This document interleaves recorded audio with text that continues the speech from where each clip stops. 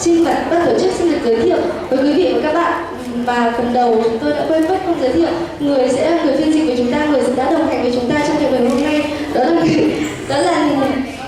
là bác sĩ Nguyễn Thị Bích Ngọc, giảng viên của khoa chỉnh nha Viện Răng Hàm Mặt Trường Đại học Y Hà Nội ạ.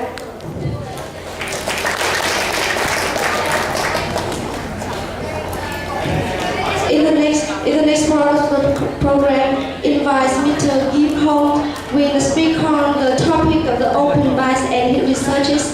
Yes, please.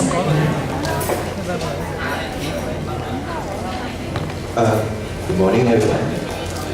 Thank you for bearing with us. Yes, it's been a long morning.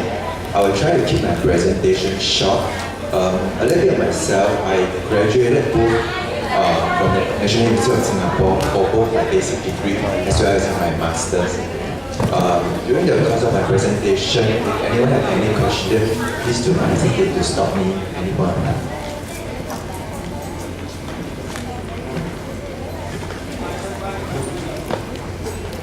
Okay.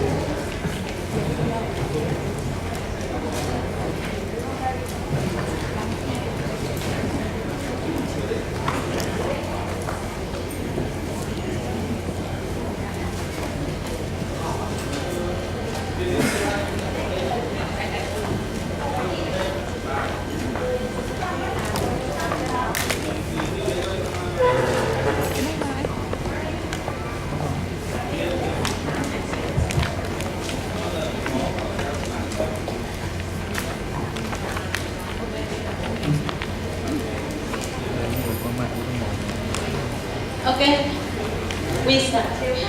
trước tiên thì tôi xin giới thiệu, tôi tốt nghiệp tại trường đại học của trường đại học quốc gia Singapore, và tôi cũng là PhD, và tôi là cái bằng thạc sĩ cũng tại đó.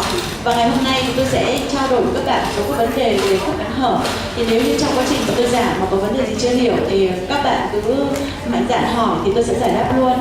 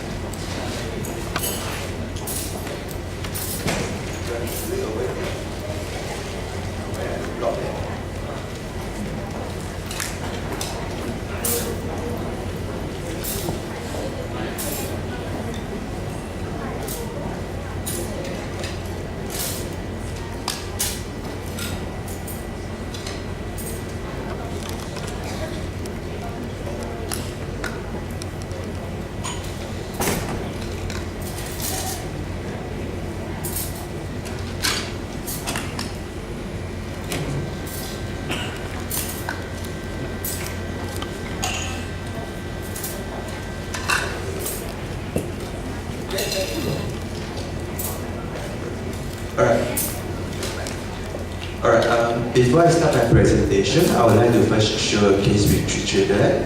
It's a 19-year-old 3-month Chinese female, no relevant medical history and no known drug allergy. Complaint of front teeth having gap, teeth not meeting, and no history of open bite in the family.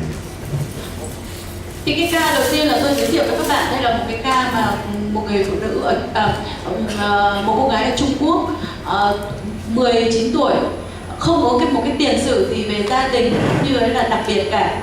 Thì cô ấy đến vì cái phản ảnh chính là các cái răng ở phía trước này nó không có nó có cái khe hở giữa các răng giữa các răng hở ở phía trước, và các răng thì nó không có khớp với nhau, và cô cũng không có một cái tiền sử gia đình có cái khớp cắn hở. Extraoral, we see a different facial form. Chin is to the right. There's increased lower third, lips incompetent, upper lip rank and incisor show at rest are quite normal, and the lower lips is inverted. Cái mặt thẳng thì thấy rằng là cái kiểu mặt là kiểu mặt thuôn dài, cằm thì hơi lệch sang phía bên phải, chiều cao tổng mặt dưới thì tăng một chút, môi không khép kín, chiều dài của môi trên 23 mm và có lỗ răng cửa ở tư thế nghỉ là khoảng 3 mm. Môi dưới thì nó cong ngược. Full mouth show on smiling. Khi cười thì lộ hoàn toàn 100% thân răng cửa. This is a 3/4 views. Đây là hình ảnh 3/4. Profile show a complex profile, high maxillar mandibular plane angle, acute nasal labial angle, and average labial mental fold. Bệnh nhân này thì có cái kiểu mặt lồi, có góc mũi môi nhọn, có cái nếp gấp môi cằm rất là nhọn và có cái góc hàm dưới mở. Intraoral overjet 6 mm, AOP of 2 mm. The midlines are coincident with the facial implant. Ở trong miệng thì bệnh nhân có cái độ cắn chìa là 6 mm, độ cắn hở là 2 mm và đường giữa thì tương đối thẳng. This is the right Barker segment. Nhìn từ cái bên phải. The left Barker segment. Và ở cái bên trái. Upper teeth present 77. Bệnh nhân này đã mọc hết răng 7. Lower 77 and a mouth crowded. Ở hàm dưới thì bệnh nhân cũng đã mọc răng 7 và khớp hạch nhẹ khoảng 2 mm. These are all the pictures. Đây là các cái bức ảnh chụp ở trong miệng. Radiographic OPG impacted is but other than that nothing spectacular. Trên phim pano thì thấy rằng có 2 cái răng tạp đã bị mọc kẹt. Anterior maxillary also nothing spectacular. Bệnh nhân này không có một cái yếu tố bệnh lý gì mà thấy được trên phim.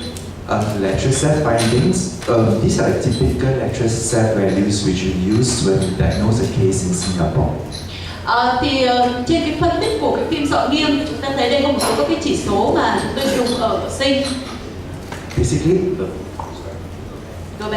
Basically, it shows the patient had a class 1 skeletal pattern, increased lower anterior face height with a high angle and procline upper incisors. Yeah.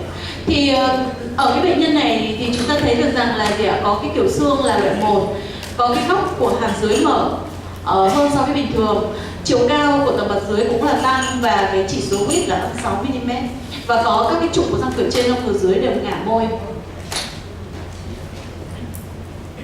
So my diagnosis for this case is a class 2 division 1 anterior open bite on a high angle class 1 skeletal base with an increased lower anterior facial height. Như vậy thì chẩn đoán đối với ca này đó là khớp cắn loại 2 tiểu loại 1 và có cái góc mở, có cái xương là loại 1 với lại chiều cao tầng mặt dưới là tăng và có khớp cắn hở cửa.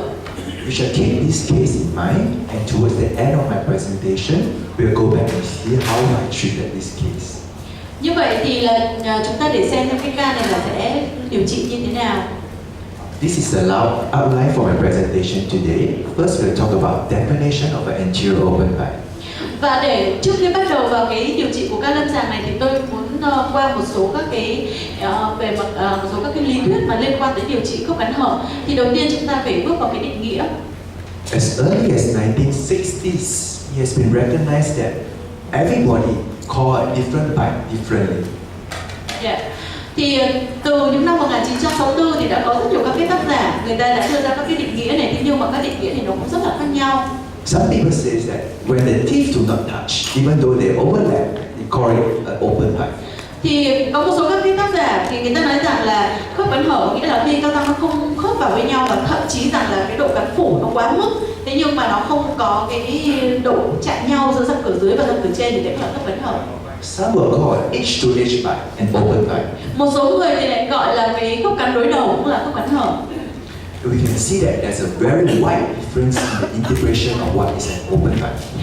Như vậy thì là có một cái sự khác nhau rất là nhiều giữa các cái tác giả định nghĩa về cái khớp cắn hở. In my presentation, I will use Profit's definition of no vertical overlap of incisors. Và trong tất cả các cái cây của tôi mà sâu ra thì tôi sẽ đưa cho các bạn cái định nghĩa của Profit năm 2007, đó là khi mà không có độ phủ theo cái chiều dọc của các cái răng cửa, đó là khớp cắn hở. Okay, prevalence, how common it is.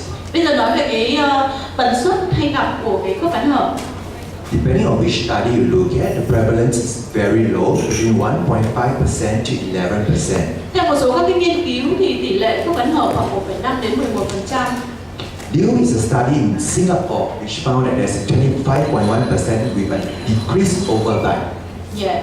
Và theo một số các cái nghiên cứu ở tại Sinh thì là có khoảng 25,1% là có cái khớp cắn nó phủ nhưng mà nó bị giảm, tức là nó có cái độ có giảm cái độ cắn phủ. This is another Singapore study which shows that a 3.8%. Và theo một cái nghiên cứu của Singer thì thấy rằng là có khoảng là 3.8% là có khớp cắn hở. Is open back very common in Ho Chi Minh?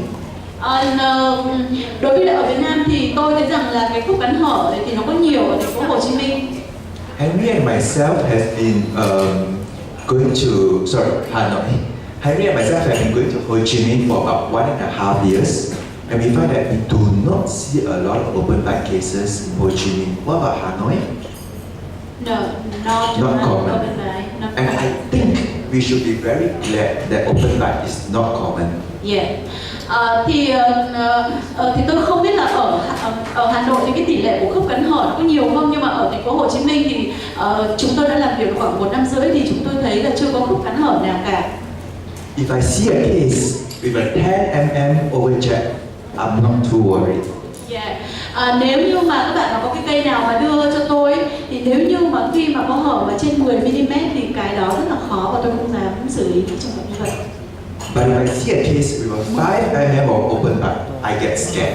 Yeah. Riêng đối với bản thân tôi thì khi mà cái độ cắn hở khoảng 5 mm là tôi cũng đã sợ rồi. Then I would like to refer the case to Henry to manage it. Yeah. Và nếu mà những cái ca nặng hơn thì tôi sẽ gửi cho Dr. Henry Hồ. Now, in view of the fact that we are a little bit short of time, I will skip the next couple of chapters and I go straight into fixed appliance braces. Is that okay with you all?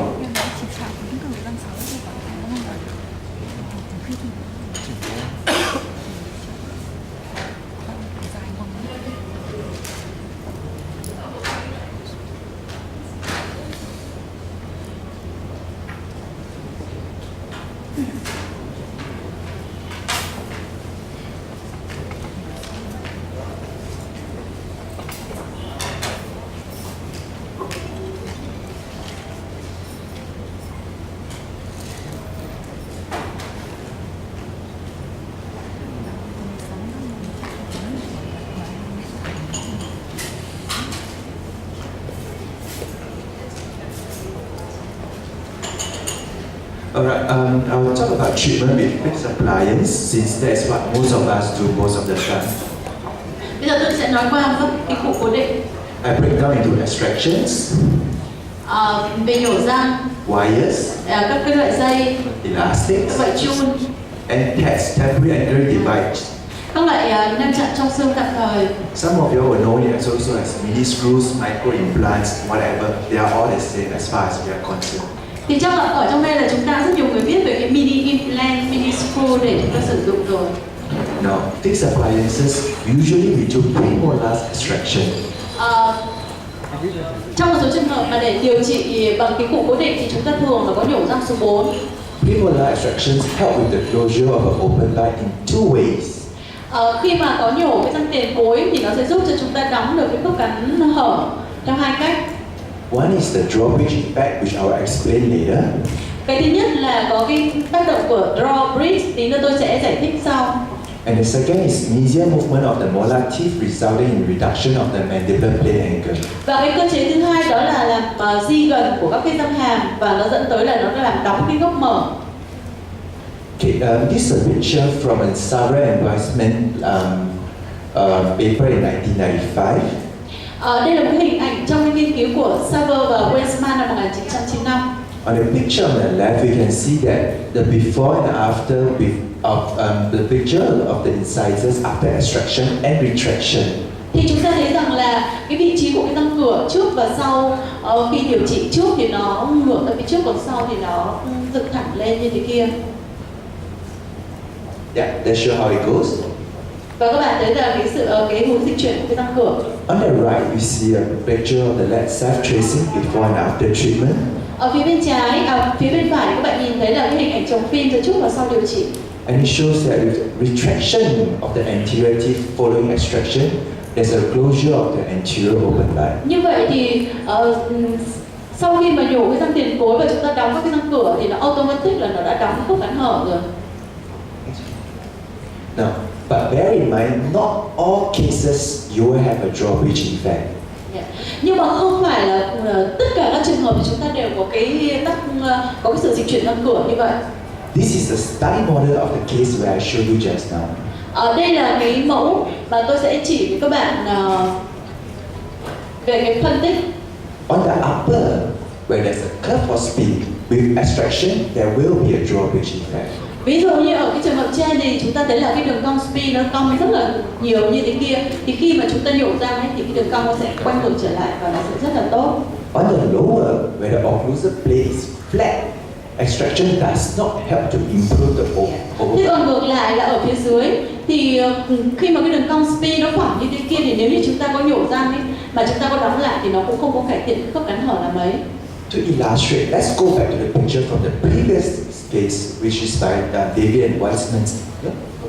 Bây giờ chúng ta quay trở lại cái trường hợp trước. The red line is I drawn it, which shows the occlusal plate. Cái đường đỏ chính là cái mặt phẳng cắn. We can see that the extraction and retraction of incisors and the closure of open bite is only caused by the upper, not by the lower. Và chúng ta thấy rằng là khi mà chúng ta nhổ cái răng tiền cối mà chúng ta kéo cái khối răng vào ấy, thì cái đóng cái khớp cắn hở là chủ yếu là do răng cửa trên chứ không phải do răng cửa dưới. Another form of extraction is last molars extraction. Một cái nhổ răng khác đó là chúng ta nhổ cái răng hàm cuối cùng. This is applicable only when the patient is biting on the sevens and all the other teeth are not touching. Cái trường hợp này chúng ta chỉ nhổ răng hàm lớn khi mà cái khớp cắn hở nó hở quá nhiều, nó chỉ chạm ở hai răng đó thôi. So extractions of the sevens will remove the occlusion on sevens and allow rotation of mandible and closure of anterior open bite. Và những cái trường hợp này là có cái độ cắn hở trên 7 mm, và những trường hợp đó thì sau khi mà nhổ cái răng hàm lớn ấy thì chúng ta có cái khoảng để chúng ta làm xoay cái xương hàm dưới và chúng ta đóng cái khớp cắn hở. Also, it eliminates posterior crowding and allows uprighting of the first molars. Excuse me. Can you say that again, please? Extraction of the seven also eliminates posterior crowding and allows the first premolars to be uprighted. Yeah. Thế và những cái trường hợp đó thì là trong một số trường hợp chúng ta nhổ cái răng 7 thì để giúp cho chúng ta là giải phóng cái khúc khểnh ở phía sau và dựng thẳng răng ở phía trước. This is a picture showing before and after. Đây là hình ảnh chụp phim trước và sau điều trị. But I would like to remind everyone, now this is a 1987 article. It's more than 20 years old. Cái bài báo này đã khoảng 20 năm trước rồi. Back then, extraction of second molars was very common and popular. Và vào cái thời gian đó thì cái chuyện mà nhổ răng hàm là rất phổ biến. Right now, we seldom do it. Yeah. Nhưng mà ngày nay thì chúng ta hiếm khi làm công việc đó. Another way is to do a single lower incisors extraction. Một cái cách khác đó là chúng ta chỉ nhổ một răng cửa dưới. It's good because it makes our life very easy. Nó là một cái lựa chọn tốt bởi vì nó tạo cho cái công việc, nó làm cho công việc của chúng ta nó dễ dàng hơn. However, do note that you need to do a diagnostic setup or a casting setup to be sure that occlusion fits well.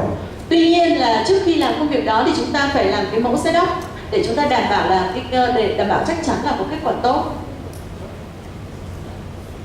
This is a case showing before and after. Đây là một cái trường hợp mà trước và sau điều trị. I must admit, I do a little bit of lower incisors extraction, but very seldom. Tôi thấy rất hiếm khi chỉ nhổ một răng cửa dưới. Bear in mind, you must warn the patient. When I extracted your lower front teeth, there will be a gap there. Yeah. Là vì chúng ta rất cẩn thận là nếu như khi mà chúng ta nhổ cái răng cửa dưới thì sợ là nó sẽ có một cái khoảng ở giữa. Chúng ta không đóng hết khoảng. Sometimes if the patient minds it, I put a pontic or fake tooth down there before I close the space. Và có một số trường hợp tức là khi mà nhổ cái răng cửa dưới thì nó có một cái khoảng hở, chính vì vậy mà để tránh là bệnh nhân luôn luôn để ý đến cái khoảng hở thì tôi làm một cái cầu tạm thôi. Arch wires, which will be like max point. Nói tiếp về nữa là các cái dây cung. Now, Henry touched about this subject just now that orthodontics usually is extrusive in nature. Yeah. Chúng ta biết được rằng là các cái lực nắn chỉnh răng chủ yếu là lực đánh chồi. And we know that when we lever the curve of inside the mandibular plate, the level in the occlusal plane, we will increase the mandibular plane angle and cause an open bite. Yeah. Và khi chúng ta làm phẳng cái đường cong spin thì thường chúng ta sẽ làm trồi răng, và như vậy chúng ta sẽ làm cho cái góc của hàm dưới nó mở, và như vậy thì làm tăng cái khớp cắn hở. Therefore, in some cases, we might maintain or deliberately create the curve of spin on the lower. Chính vì vậy trong rất nhiều các trường hợp chúng ta đành phải chấp nhận là giữ nguyên cái đường cong spin ở dưới và không có chỉnh. Now, the male technique or the multi-loop arch wire technique. Yeah. Bây giờ nói lên cái kỹ thuật male technique, đó là cái kỹ thuật của HY nhưng mà có vẻ rất nhiều các cái loop. This is a technique created by the Koreans. Và đây là cái kỹ thuật này cũng là do một người Hàn Quốc. I don't do it. Tôi không làm được như thế. Because it's very tough. Tại vì là cái này nó rất là phức tạp. Next. They will have to bend a wire with all the loops shown on top. Các bạn nhìn thấy là khi mà bẻ một loạt các cái loop này, tất cả các loop nó đều quay lên trên. Now on the wires, they will create a bite opening curves that goes in that way. Yeah. Thế và những cái và với cái dây cung như thế này thì nó thường là nó mở cái khớp cắn hở.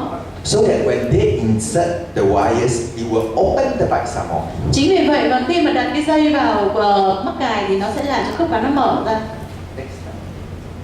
This is what happens when they put the wire in, and to counteract the bite opening effect. Yeah. Nếu như chúng ta đặt với cái dây mà nó cong như thế này thì nó sẽ làm cho đóng cái khớp cắn sâu, đóng cái khớp cắn hở ở phía trước. They put the patient on heavy anterior elastics. Và trường hợp như này chúng ta bắt buộc phải đeo cái chun loại nặng ở phía trước. This will prevent the open bite from worsening.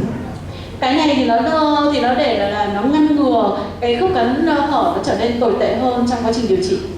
And creates an intrusive force on the first molars. Và trường hợp này thì nó tạo ra cái lực đánh lún ở phía sau đối với răng hàm.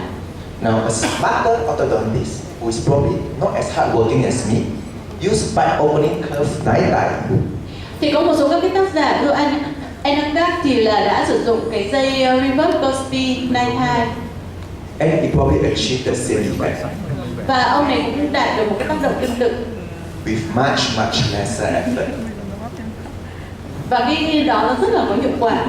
Now elastics, we do a lot of elastics in all the orthodontics cases. Trong quá trình răng chúng ta sử dụng chun rất nhiều.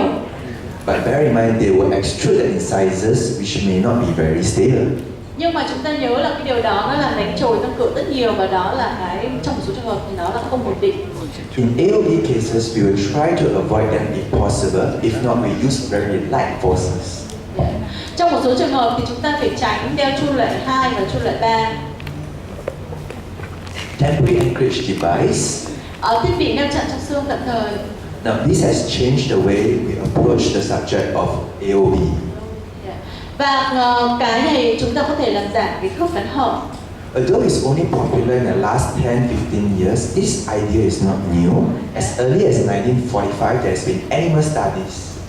Chúng ta biết rằng là cái quan điểm mà lựa chọn các cái neo chặn ở trong xương để mà điều trị cái khớp cắn hở thì nó không phải là mới, mà nó có từ lâu rồi, nó có từ xưa rồi, nhưng mà chỉ có cái mini implant thì là nó mới phát minh gần đây thôi. Chứ còn cái ý tưởng mà về để neo chặn tự vào xương thì nó có từ những cái năm 1945. The first report to be used on a human is 1983. Yeah. Và cái thí nghiệm lần đầu tiên được thí nghiệm ở trên người đó là năm 1983. However, that did not take off until 1997 when Kanomi developed mini implants specifically for orthodontic use. Tuy nhiên thì nó cũng chỉ nằm ở nghiên cứu thôi, và nó cũng chưa được sử dụng rộng rãi cho đến năm 1997 thì mới bắt đầu nó mới được sử dụng dưới cái dạng là mini implant. Now, the whole idea of using temporary anchorage device can be explained by this diagram. Như vậy thì cái quan điểm mà sử dụng cái phương tiện neo chặn ở trong xương ấy thì nó đều dựa trên cái nguyên tắc giống như trên sơ đồ trên. Placing a temporary anchorage device in the upper and lower posterior region will intrude the posterior teeth. Mục đích là chúng ta để đánh lún các cái răng ở phía sau. And allows auto rotation of the mandible to close down the open bite. Và khi mà đánh lún thế thì nó sẽ làm cho cái xương hàm dưới nó tự động nó sẽ xoay ra phía trước và lên trên để đóng khớp cắn hở. This is the basic concepts which follow for all devices. Và đây là một cái nguyên tắc cơ bản. This is probably one of the first published articles that talk about it, but they use mini plates on the lower instead of mini implants. Đây là một cái bài báo của Emory năm 1999 dùng cái mini plate. Then we go into the upper. Và được cắm ở hàm trên. Subsequently, mini implants become more popular and people start using mini implants for the same purposes. Nhưng mà chúng ta thấy rằng thì là các cái mini implant thì nó thường là phổ biến hơn. Like I said previously, it doesn't matter what you do, but the concept is the same. Thì chúng ta bất kể là chúng ta dùng mini plate hay là mini implant thì cái khái niệm của nó về cái nguyên tắc của nó là giống nhau. Now, this is a Korean paper where they feel that they split up the mini implants. That means there's two down here. When they put acrylic onto there, they assume that by doing so, it will be more stable. Yeah. Đây là một cái mà được xuất bản của Hàn Quốc. Thì các bạn thấy rằng là ở cái vòng miệng ấy, người ta có cắm cái mini implant ở ngay cái đường khớp giữa để người ta đánh lún. But what I want to show you is this. That is composite. Cái mà tôi chỉ các bạn ở phía ngoài đó chính là composite. Don't even need braces. Chứ nó không phải là mắc cài. Next. However, unfortunately with mini implants, there will always be flaring of the upper molars. Tuy nhiên thì là khi mà chúng ta làm như thế thì nó chỉ làm nó làm cái tức là nó làm cho các cái răng hàm ấy nó bị ngả ra phía ngoài. The belated cusps will drop down. Và cái núm ngoài của các cái răng hàm này nó sẽ bị thòng dài. And the molars was what we call flare buckling. Chính vì vậy mà nó làm cho các cái răng hàm ấy nó bị ngả ra phía bên má. Which is why there will be some articles that comes out with this type of appliance which try to reduce the effect of that. Chính vì thế mà có một số tác giả đã nghĩ ra cái khí cụ như thế này để nó ngăn ngừa cái tác dụng phụ khi dùng cái mini implant. Okay.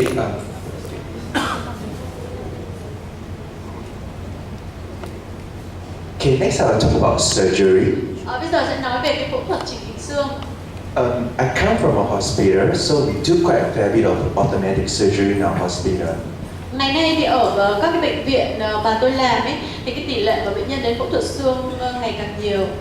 I think one of the cases that we put it up, we will show you the before and after the class 3 cases that was also treated by surgery. Có một cái ca ở phía sau của chúng ta mà trên poster ấy, thì là cũng được điều trị bằng cái phẫu thuật chỉnh hình xương.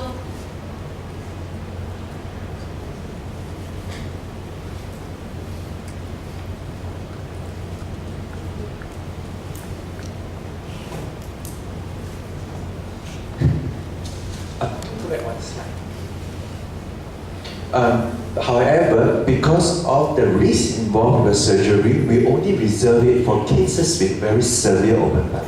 Nhưng mà bởi vì cái lý do là chúng ta cũng còn gặp phải rất nhiều các rủi ro trong phẫu thuật, chính vì vậy mà bây giờ là người ta tránh phẫu thuật chừng nào có thể. And we do not only look at the problem of the patient, but very importantly, post-treatment stability. Chúng ta không có chỉ là dựa vào các cái tình trạng của bệnh nhân lúc ban đầu mà chúng ta còn phải tiên lượng xem là cái độ ổn định sau điều trị như thế nào để chúng ta có kế hoạch điều trị cho phù hợp. When we do pre-surgical orthodontics, we align but don't extrude the teeth. Thì với cái chỉnh răng mà trước khi phẫu thuật ấy, thì bao giờ chúng ta cũng là làm sóc thẳng các cái răng chứ chúng ta không được đánh chồi hoặc là đánh luống răng. In cases with severe